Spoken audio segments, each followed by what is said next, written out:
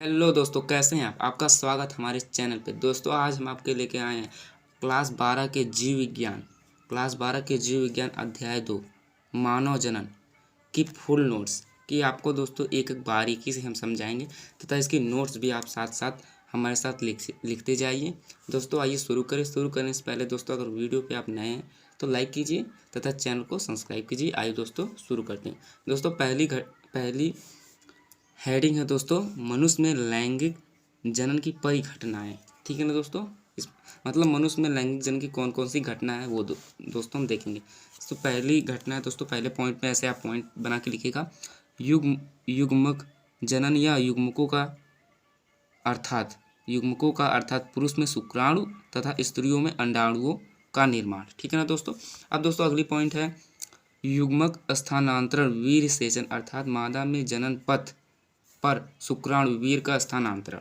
तीसरी पॉइंट है दोस्तों, हेडिंग है तीसरी पॉइंट है निषेचन नर व मादा युग्मकों का संलयन व युग्मनज का निर्माण। चौथा पॉइंट है दोस्तों इसके बाद कोर पुटी का निर्माण और इसका गर्भाशय की दीवार से चिपक जाना। पांचवा है दोस्तों भ्रूणीय परिवर्धन गर्भावधि, मतलब अब गर्भ धारण हो जाएगा। अब दोस्तों पांचवा प्रसव या शिशु का जन्म। ठीक है दोस्तों। अब दोस्तों ये इंपॉर्टेंट बात है, मानव लैंगिक रूप से जनन करने वाला सजीव प्रजात या जरायुज प्राणी है। अब दोस्तों हम अगली हेडिंग है नर जनन तंत्र। ये नर जनन तंत्र क्या है और ये कितने प्रकार के होते हैं दोस्तों देखने। पुरुष में जनन तंत्र उदर के श्रोणि क्षेत्र में स्थित होता है। नर जनन तंत्र के 4 भाग होते हैं। ठीक है ना दोस्तों। पहला प्राथमिक जनन अंग, सहायक नलिकाएं, बाह्य जननेंद्रिय, सहायक ग्रंथियां। अब दोस्तों प्राथमिक जनन अंग क्या है देख रहे हैं दोस्तों, एक जोड़ी वृषण जिसमें नर युग्मकों का निर्माण होता है। ठीक है दोस्तों। अब सहायक नलिकाएं, ये वृषण में बने नर युग्मकों को शरीर से बाहर लाती हैं। इसके लिए निम्न भाग होते हैं वृषण जालक, अपवाहक नलिकाएं, अधिवृषण, शुक्रवाहक, स्खलन नलिका, मूत्र नलिका। ठीक है दोस्तों। अब देखते हैं अगली पॉइंट। अब दोस्तों अगली पॉइंट है बाह्य जननेंद्रिय अर्थात शिश्न। शुक्राणुओं को मादा जनन पथ पर स्थानांतरित करता है। अब दोस्तों सहायक ग्रंथि, ये युग्मकों के पोषण व स्थानांतरण में मदद करती हैं, जैसे शुक्राशय, प्रोटेस्ट ग्रंथि, काउपर्स ग्रंथि आदि।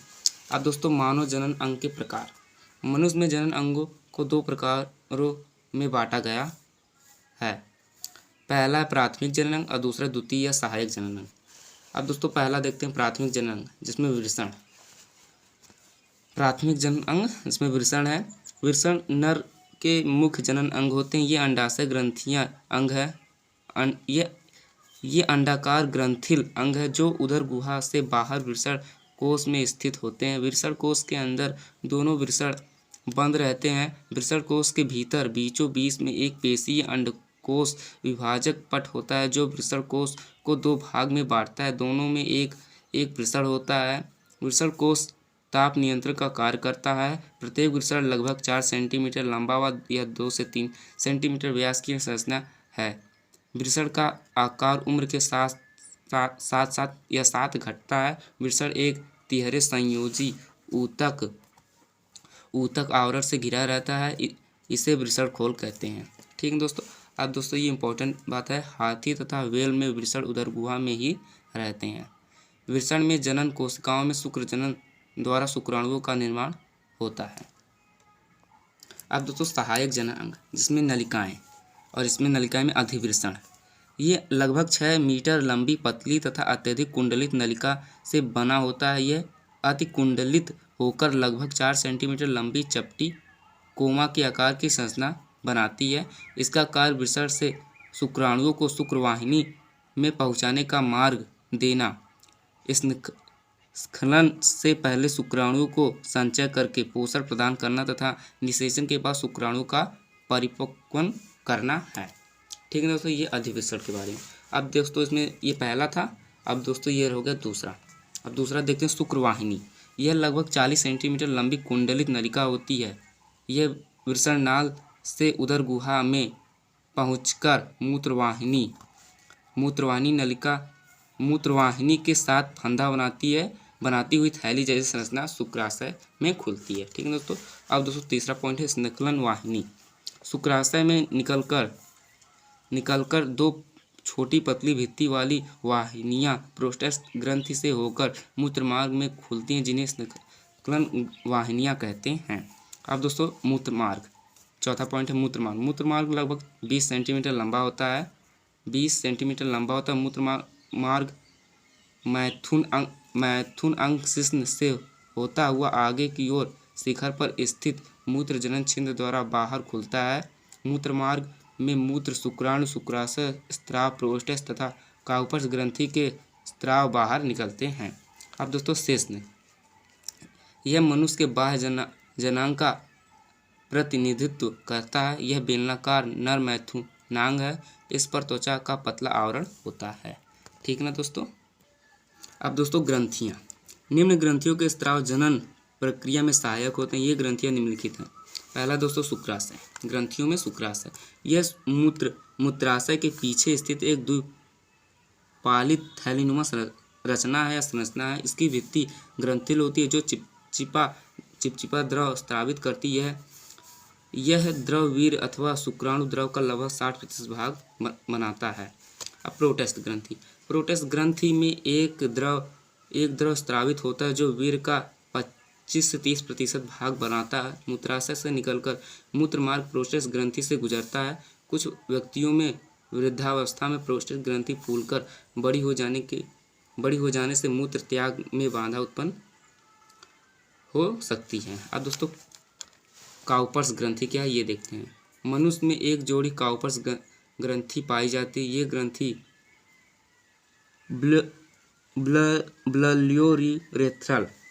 बल्बियोयूरेथ्रल ग्रंथि भी कहलाती है। ये ग्रंथि बल्बियोयूरेथ्रल ग्रंथि भी कहलाती है, जो मूत्रमार्ग के पार्श्व में स्थित होती है। अब दोस्तों ये नरजन तंत्र का चित्र देख लीजिए दोस्तों। ये दोस्तों ये मूत्रवाहिनी है, ये मूत्राशय है और ये शुक्राशय है और ये प्रोस्टेट ग्रंथि, ये शुक्रवाहिनी, ये मूत्रमार्ग है दोस्तों। और ये अधिवृषण है, ये वृषण है और ये शिश्न है। ठीक है ना दोस्तों। ये रहा नरजनन तंत्र का चित्र। ये पेपर में दोस्तों बनाने के लिए आ सकता है, या मादा जनन तंत्र या नरजनन तंत्र। अब दोस्तों पुरुष में यौनवारंभ का प्रारंभ देखते हैं दोस्तों। ये है अगली हेडिंग है, पुरुष में यौनवारंभ का प्रारंभ। पुरुष बालक में यौनवारंभ 13 से 16 वर्ष की आयु में होता है। वृषण में स्रावित टेस्टोस्टेरोन का तथा एंड्रोस्टेरोन लिंग हार्मोन से यौनवारंभ प्रेरित होता है। इसके फलस्वरूप बालकों में निम्नलिखित लक्षण विकसित होने लगते हैं। अब दोस्तों इसके लक्षण देखते हैं कौन कौन से लक्षण हैं। पहला लक्षण है पुरुष की आवाज़ भारी हो जाती है, शरीर की लंबाई में वृद्धि होती है, अस्थियां एवं मांसपेशियां अपेक्षाकृत अधिक सुदृढ़ हो जाती हैं, कंधे चौड़े हो जाते हैं, पुरुष की दाढ़ी मूछ निकल आती है, शरीर पर बाल उग आते हैं, मैथुन अंग शिश्न एवं वृषण को सुविकसित हो जाते हैं, शुक्रजनन नलिकाओं में शुक्रजनन द्वारा शुक्राणु का निर्माण प्रारंभ हो जाता है। ठीक है ना दोस्तों, ये पुरुष में यौनारंभ का प्रारंभ था। अब दोस्तों युग्मक जनन क्या है। वृषण अथवा अंडाशय की जनन एपिथेलियम कोशिकाओं में अर्धसूत्री विभाजन द्वारा आगुणित युग्मक निर्माण प्रक्रिया को युग्मक जनन कहते हैं। पुरुषों में इस शुक्रजनन तथा स्त्रियों में इसे अंडजनन कहते हैं। अब दोस्तों शुक्रजनन क्या है। नर में वृषण की जनन एपिथेलियम कोशिकाओं से शुक्राणु के निर्माण को शुक्रजनन कहते हैं। शुक्राणुओं का निर्माण किशोरावस्था में प्रारंभ होता है।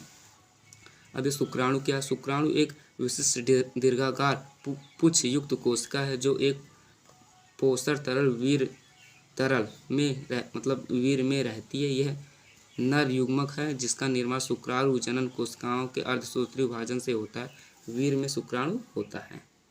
अब दोस्तों अगली हेडिंग है स्त्री जनन तंत्र। स्त्री में भी जनन तंत्र के भाग उदर के सुरोड़ी क्षेत्र में स्थित होते हैं। वह इसके 4 भाग होते हैं। प्राथमिक जननांग, सहायक नलिका, सहायक ग्रंथि, बाह्य जननेंद्रिय। अब प्राथमिक जननांग, एक जोड़ी अंडाशय मादा के मुख्य जनन अंग होते हैं जिसमें मादा युग्मक अथवा अंडाणुओं का निर्माण होता है। ठीक है ना दोस्तों, निर्माण होता है।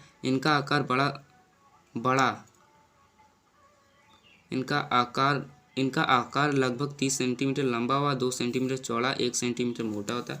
अंडाशय का भार लगभग अंडाशय का भार लगभग 3 ग्राम होता है। अंडाशय श्रोणीगुहा अथवा पेल्विस में गर्भाशय के दोनों ओर तथा अंडवाहिनियों के पीछे नीचे की ओर स्थित होता है। अंडाशय की बाहरी परत जननिक एपिथेलियम कहलाती है। अंडाशय स्त्री की प्राथमिक जनन अंग है।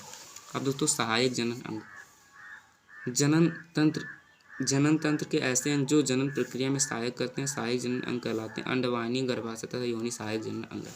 अब अंडवाहिनी देखते हैं दोस्तों। अंडवाहिनियाँ, प्रत्येक अंडवाहिनी पतली कुंडलित लगभग 10 से 12 सेंटीमीटर लंबी होती। ये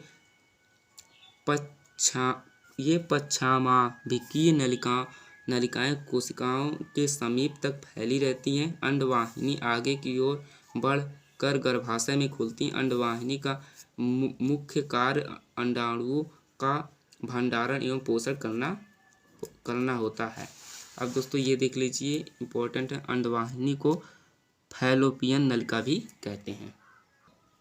अब दोस्तों गर्भाशय, दोनों ओर की फैलोपियन नलिकाएं आपस में संयुक्त होकर एक नाशपाती के आकार की संरचना का निर्माण करती हैं, जिसे गर्भाशय कहते हैं।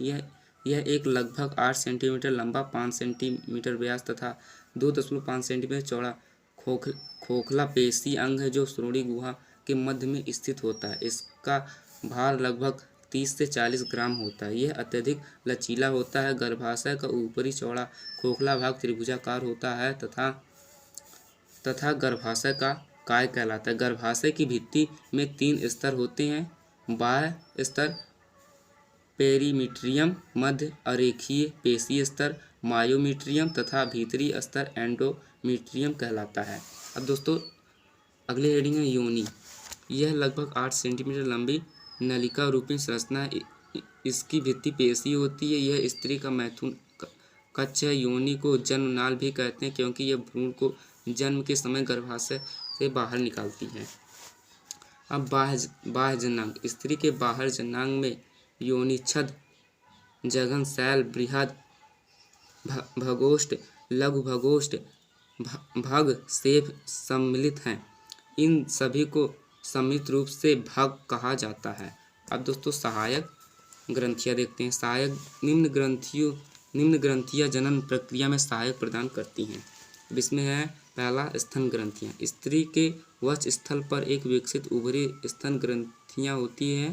प्रत्येक स्तन का संयोजी ऊतक 15 से 20 पालियों में बटा होता है, जिन्हें मेमेरी पाली कहा जाता है। स्तन ग्रंथि दुग्ध स्त्रावण करती हैं। अब दोस्तों हमारी अगली हेडिंग है बार्थोलिन ग्रंथियाँ। 2 छोटे सेम के आकार की ग्रंथियाँ योनि के पार्श्व में लेविया मेजोरा पर स्थित होती हैं। योनि के मुख के दोनों ओर की छोटी ग्रंथियाँ बार्थोलिन ग्रंथियाँ कहलाती हैं। अब ये दोस्तों स्त्री जनन तंत्र का चित्र है दोस्तों। ये दोस्तों गर्भाशय, ये अंडवाहिनी, ये अंडाशय, ये झालर, ये गर्भाशय कोश है दोस्तों, और ये गर्भाशय है, और ये गर्भाशय ग्रीवा है, ये ग्रीवानाल योनि, ये अंतः गर्भाशय कला है, ये गर्भाशय पेशी स्तर, ये परिगर्भाशय है। ठीक है दोस्तों, ये आप देख लीजिए, ये पेपर में बनाने के लिए आता है। अब दोस्तों अगली हेडिंग हमारा स्त्री में यौनारंभ का प्रारंभ। बालिकाओं में यौनारंभ लड़कों की अपेक्षा जल्दी प्रारंभ हो जाता है। लगभग 12 से 13 वर्ष की आयु में होता है। इसके फलस्वरूप बालिकाओं में निम्नलिखित लक्षण विकसित होने लगते हैं। पहला है दोस्तों बाह्य जनन अंगों एवं स्तनों का विकास होने लगता है। दूसरा है चेहरे, जांघ तथा नितंबों पर वसा का संचय प्रारंभ। तीसरा है स्वर तीव्र एवं मधुर होना। चौथा है कच्छी एवं जघन बालों का उगना। और पांचवा कुछ मनोवैज्ञानिक परिवर्तन का आना। और छठा है श्रोणि मेखला फैलकर चौड़ी होना। अब दोस्तों अगली हेडिंग है अंडजनन। मादा के अंडाशय में अंडा बनने की क्रिया अंडजनन कहलाती है। द्विगुणित अंड मात्र कोशिकाओं में अर्धसूत्रीय विभाजन द्वारा अंडकोश का निर्माण अंडजनन कहलाता है। अंडजनन का प्रारंभ स्त्री के भ्रूणीय विकास के समय ही हो जाता है, अर्थात तब वो हो जाता है जब वह अपनी माँ के गर्भ में होती है। इस प्रक्रिया में इस प्रक्रिया में दोस्तों ग्राफियन पुटिकाओं में अंडाणुओं का निर्माण होता है। अब दोस्तों इम्पोर्टेंट बात है, अंड जनन की शुरुआत भ्रूणीय अवस्था में हो जाती है या हो जाता है। अब दोस्तों अगली हेडिंग है अंडाणु। अंडाणु गोल अचर अंडाणु का व्यास लगभग 100 mm होता है। इसमें कोई तारक केंद्र नहीं पाया जाता है। अंडाणु के मध्य में एक आगुणित केंद्रक होता है। आगुणित केंद्रक होता है जो कुछ द्रव का संचय कर फूल जाता है। यह अंडाणु एक अंडाणु कला द्वारा घिरा रहता है। इस कला के अतिरिक्त अंडाणु के ऊपर पारदर्शी मोटा आवरण जोना पेलुसिडा भी पाया जाता है। अब दोस्तों शुक्र जनन तथा अंड जनन में अंतर, ये दोस्तों फेमस हेडिंग है। ये अंतर पूछता है शुक्र जनन और अंड जनन। इधर दोस्तों शुक्र जनन और इधर अंड जनन। पहला अंतर है दोस्तों, ये विषण में बनते हैं और अंड जनन यह अंडाशय में बनते हैं। शुक्र जनन छोटा और पतला है, अंड जनन बड़ा और गोल होता है। इसमें जीवद्रव की मात्रा कम होती है, इसमें जीवद्रव की मात्रा अधिक होती है। इस क्रिया के बाद शुक्राणु का निर्माण होता है। इस क्रिया के बाद अंडाणु का निर्माण होता है। और पांचवा है इसका निर्माण यौनारंभ 13 से 16 वर्ष की उम्र से जीवन भर तक होता है। इसका निर्माण यौनारंभ से 12 से 13 वर्ष की उम्र से 40 से 45 वर्ष की उम्र तक रहता है। और इसमें एंड्रोजन हार्मोन भाग लेते हैं, इसमें एस्ट्रोजन हार्मोन भाग लेते हैं। अब दोस्तों अगली हेडिंग है ऋतुस्राव चक्र या आवर्त चक्र। मादाओं में अंडाणु निर्माण 28 दिनों के चक्र में होता है, जिसमें आवर्त चक्र या ऋतुवास चक्र अथवा मासिक चक्र कहते हैं। प्रत्येक स्त्री में यह चक्र 12 से 13 वर्ष की आयु से प्रारंभ हो जाती है तथा 45 से 55 वर्ष की आयु में खत्म हो जाता है। यह चक्र अंडाशय से अंडाणु निर्माण को दर्शाता है तथा इसके प्रारंभ होने के साथ ही मादा गर्भाशय में सक्षम हो जाती है। किशोरावस्था में ऋतुस्राव चक्र का प्रारंभ होना या रजो दर्शन कहलाता है। ऋतुस्राव की 4 अवस्थाएं हैं। अब दोस्तों इसकी अवस्थाएं हैं दोस्तों, पहली अवस्था, दूसरी अवस्था, तीसरी, ये चौथी दोस्तों। पहली, दूसरी, तीसरी, चौथी ये रहा। ये दोस्तों 5 दिन तक होता है रजोस्राव या ऋतुवास तक 5 दिन तक, फिर 8 दिन तक चलता है अतिवृद्धि अवस्था या पुटकी अवस्था, फिर अंडोत्सर्ग अवस्था 1 दिन तक। कौन कौन से दिन भी हमने ऊपर लिखा। और दोस्तों स्त्रावी अवस्था या पित्तपिंड अवस्था 13 दिन, 13वें दिन, ठीक है ना दोस्तों। 13वें दिन से मतलब 15 से 28 ऐसे। फिर इम्पोर्टेंट बात है दोस्तों, आवर्त चक्र के मध्य दिन मतलब 14वें या फिर 15वें दिनों में ही निषेचन की संभावना होती है। फिर दोस्तों आवर्त चक्र को नियंत्रण 2 हार्मोन करते हैं। पहला है LH हार्मोन, फिर FSH हार्मोन। दोस्तों ये फुल फॉर्म भी लिखा है।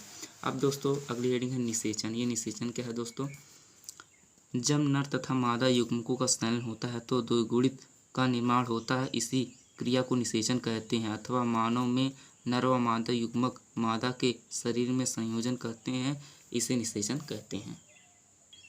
अब दोस्तों अगली हेडिंग है, मतलब हेडिंग नहीं, पहले इंपॉर्टेंट बात है, मानव में निषेचन की खोज सर्वप्रथम हर्टविग ने की थी और नर निषेचन के दौरान 3 से 5 मिलीलीटर वीर्य स्त्री के योनि में स्खलित करता है।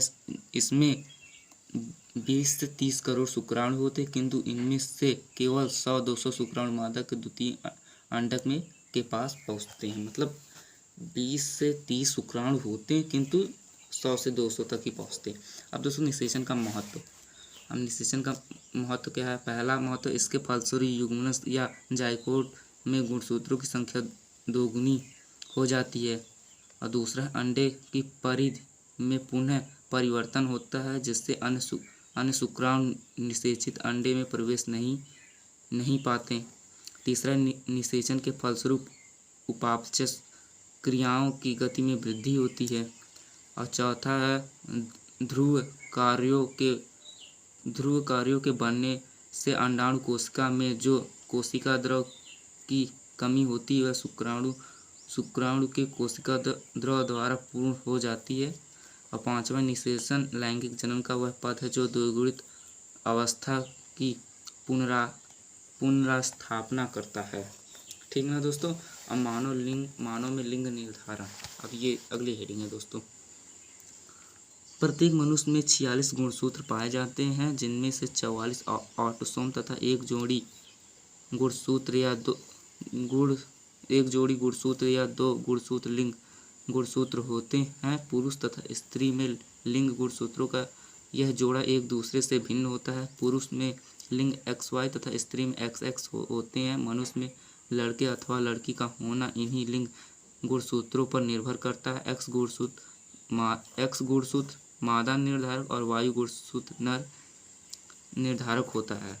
अब दोस्तों, पुरुष की जनन कोशिकाओं में 22 जोड़े समजात प्लस XY विषमजात बराबर होता है 46 गुणसूत्र, और स्त्री की जनन कोशिका में 22 जोड़ी समजात प्लस XX समजात बराबर 46 गुणसूत्र होता है। दोस्तों, इधर नर है, इधर मादा। नर में X और Y होता है और मादा में XX होता है। ठीक है ना। और जब X और X संयोजन करेंगे तो मादा, फिर जब X और X करेंगे तो भी मादा, फिर जब लेकिन Y और X करेंगे तो नर, और Y और X करेंगे तो नर होंगे। ठीक है ना दोस्तों। अब दोस्तों, भ्रूणीय परिवर्धन अगली हेडिंग है। निषेचन के बाद बना युग्मनज तेजी से समसूत्री विभाजनों द्वारा विभाजित होने लगता है और अंततः एक पूर्व विकसित मानव शिशु का निर्माण गर्भाशय के अंदर होता है। युग्मनज के बाद तथा जन्म से पूर्व तक के विभिन्न परिवर्तनों को ही एक साथ भ्रूणीय विकास या भ्रूणीय परिवर्धन कहते हैं। ठीक है दोस्तों। जन्म से पूर्व के विभिन्न परिवर्तन को ही भ्रूणीय विकास कहते हैं। अब दोस्तों, अपरा का विकास देखते हैं। अपरा का विकास ऐसी संरचना जिसके द्वारा भ्रूण एवं मादा के रुधिर में पदार्थों का विनिमय होता है, अपरा कहते हैं। ब्लास्टूला अवस्था तक भ्रूण गर्भाशय से जुड़ा नहीं होता है और इस समय तक यह स्वयं के पोषण पर निर्भर रहता है। इसके बाद ब्लास्टूला गर्भाशय की दीवार से प्रत्यारोपित होकर उससे पोषण प्राप्त करने लगता है। इस समय ब्लास्टूला के चारों तरफ एक सतह का विकास हो जाता है, जिसे कोरियोन या जरायु कहते हैं। जरायु की भीतरी सतह पर भी एक झिल्ली बन जाती है, जिसे एमनियोन कहते हैं। गर्भाशय तथा भ्रूण के अंकुर परस्पर जुड़कर भ्रूण को गर्भाशय की दीवार से जोड़ देते हैं। इस जोड़ को अपरा कहते हैं। अब दोस्तों, अपरा के कार्य देखेंगे। पहला कार्य, अपरा विकसित होते भ्रूण को माता के रुधिर से पोषण प्रदान करता है। अपरा के द्वारा विकसित होते भ्रूण को ऑक्सीजन प्राप्त होती है। अपरा उत्सर्जन में भी सहायक होते हैं। अपरा अनेक रोगों से भ्रूण की रक्षा करते हैं। अपरा 5 हार्मोन्स का स्राव करते हैं, जो गर्भाशय बनाए रखने तथा शिशु जन्म में सहायक करता है। अब दोस्तों, प्रसव अगली हेडिंग है। प्रसव का अर्थ है बच्चे को जन्म देना। मनुष्य में गर्भाशय काल 40 सप्ताह या 9 माह होता है। इसे सगर्भता भी कहा जाता है। अलग अलग स्तनधारियों में गर्भाशय काल अलग अलग होते हैं। मनुष्य के शिशु जन्म को प्रसव कहा जाता है। अब दुग्ध स्त्रावण, गर्भावती के अंत एक दूध ग्रंथियां बड़ी व सक्रिय हो जाती है। स्तनों में दूध का निर्माण होने लगता है। इसी प्रक्रिया को दूध स्त्रावण कहते हैं। प्रोजेस्टेरोन व एस्ट्रोजन हार्मोन के प्रभाव से स्तन ग्रंथियों की वृद्धि से स्त्री के वक्ष बड़े आकार के हो जाते हैं। प्रोटेलेक्टिन के प्रभाव से शिशु के जन्म के 24 घंटे के अंदर दुग्ध स्त्राव शुरू हो जाता है। अब दोस्तों, ये कुछ जंतुओं के गर्भाधारण काल है, मतलब हाथी, भैंस, मनुष्य कितने दिन तक ये हैं मतलब गर्भधारण करते हैं। दोस्तों, ये देख लीजिए, ये भी पूछ सकता है बहुविकल्पी में। ठीक है दोस्तों। अब अगली हेडिंग है अंतरोपरण। कोरक पुटी के गर्भाशयिक अंतःस्तर में अंतः स्थापित होने की प्रक्रिया को अंतरोपण कहते हैं। स्त्री में, दोस्तों यहाँ पे स्त्री है, स्त्री में अंतरोपण के समय भ्रूण कोरक पुटी अवस्था में होता है। ठीक है ना दोस्तों, आपका चैप्टर यहीं पे समाप्त होता है। दोस्तों अगर आपको वीडियो अच्छी लगी तो लाइक कीजिए, तो चैनल पर नए हैं तो चैनल को सब्सक्राइब कीजिए। अब दोस्तों हम अगले चैप्टर की नोट्स आपके साथ शेयर करेंगे। तब तक के लिए दोस्तों जय हिंद।